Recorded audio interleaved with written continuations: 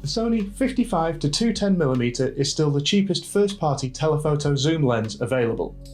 Telephoto zoom lenses are great for things like wildlife and sports photography, so adding a telephoto zoom lens to your collection is a great way to enhance the type of photography you can achieve with Sony E mount camera. Now, currently these lenses cost about $250, £220 brand new on Amazon, but are available much cheaper secondhand, making it a great entry point for a telephoto lens. So I've been using this lens for around a year, maybe even 18 months now, and when I first put up my review video of this lens, well, the feedback was pretty mixed on this lens. Some people appreciate because of the lower price point there's going to be trade-offs in terms of quality, and others have said that the performance just is not good enough even at a lower price point. So as I've been using this lens for well over a year now, I thought it was time to revisit this lens and have a look at whether it's still worth picking up in 2020. So if you haven't seen any of my videos before, I make lots of videos about tips and tricks for Sony E mount cameras. If that sounds like your sort of thing, please consider subscribing to the channel and dropping a like on the video. So the Sony 55-210mm is a telephoto zoom lens for Sony E mount cameras designed for APS-C size sensors. Now you can use it on full frame sensors, but you'll have to use this in crop mode. So I would recommend using this lens for cameras such as the Sony A5100 or any of the Sony A6000 range is the type of camera that this lens is designed for. Now you'll often find that this lens will be bundled in with cameras such as the A6000 as a second kit lens alongside the 16-50mm which comes with most of these cameras. What this means is that there is a great second-hand market for this lens, as not everyone wants a telephoto lens. So what they'll do is they'll get this lens bundled in with the camera and sell it on, which means that second-hand on eBay you'll find a lot of these lenses for as little as $100 and they'll probably not even be used or barely used, which means it's about the cheapest entry point that you can get to telephoto photography for E-mount cameras. So first, let's have a look at the pros of this lens and why it might be worth picking up. First of all, that price point as mentioned. If you can get this lens for as little as $100, it's a perfect entry point into telephoto photography. The zoom range, maxing out at 210mm, means that it is a really good lens for things like wildlife photography and sports photography.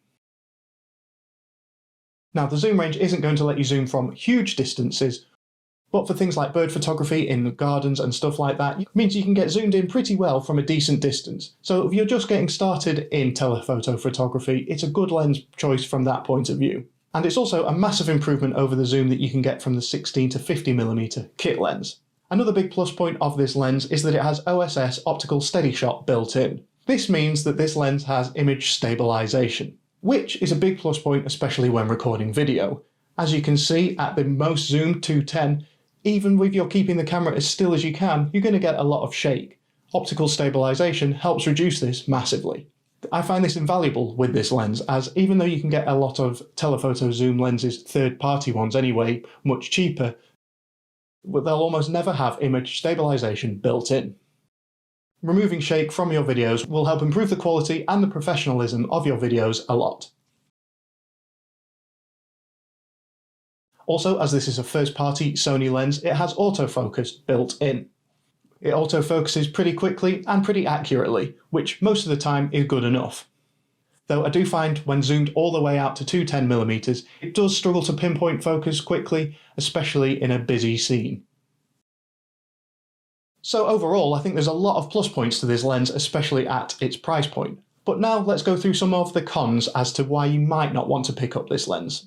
With a maximum aperture of f4.5 and a very dark f6.3 at the maximum zoom range of 210mm, you'll find that this lens is very dark, which means that it's not got particularly great performance in low light and at night time.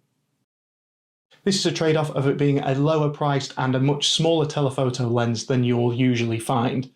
Definitely a disappointment, as using a better quality camera you would hope to get better performance at night time, but this lens is simply just not designed for nighttime shooting. Your results will be okay, but you can't rely on this lens for quality nighttime performance. Another con, and one that I find mentioned a lot about this lens, is the image quality. Now, using this lens over the last year, I find that the image quality is very sharp in the center of the shot, which is great most of the time.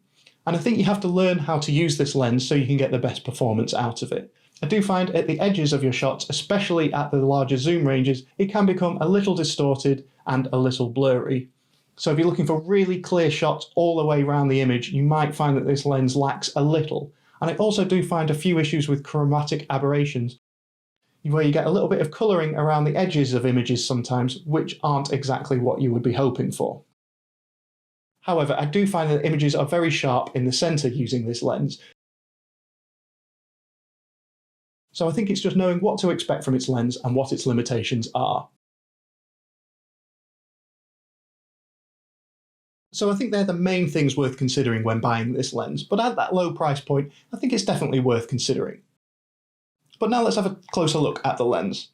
As you can see, it's considerably longer than the kit lens, say, but that does not mean to say that it is a big lens. It's just that the kit lens is very small, and for a telephoto, the 55-210 is pretty small. This lens has a mostly plastic and some metal finish, and the zoom ring is fairly smooth on it, as is the focus ring, which is here, which is probably about equally as smooth. As this isn't a power zoom lens, whenever zooming you do need to twist the barrel manually, which does mean that your zooms will only ever be as smooth as you can move the barrel, which I suppose is a small downside compared to a power zoom lens, which you can operate from within the camera. The lens element itself is fairly small, and if you're using this lens on an A5100, well, it is a bit heavier than the kit lens, but compared to a lot of lenses, it's pretty light. It has a filter thread size as 49mm and a minimum focusing distance of 1 meter or 3.29 feet. So, in 2020, what do I think of the 55-210mm?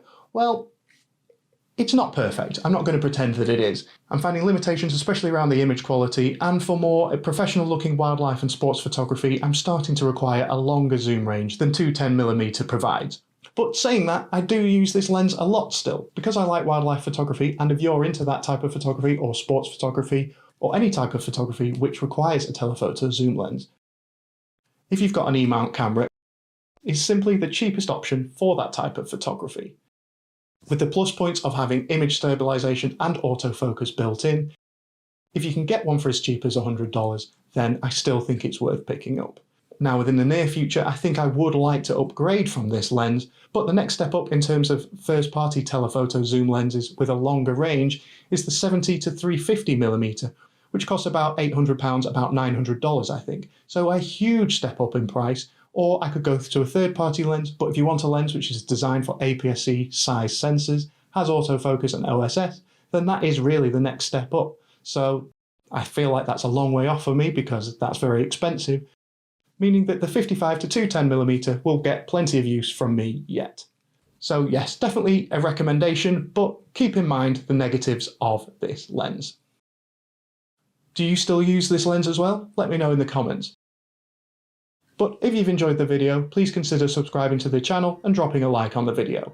And also, if you want to check out any of my photography, you can find it on Instagram at aaron.prescott. But that's it from me for now. Until next time, see ya.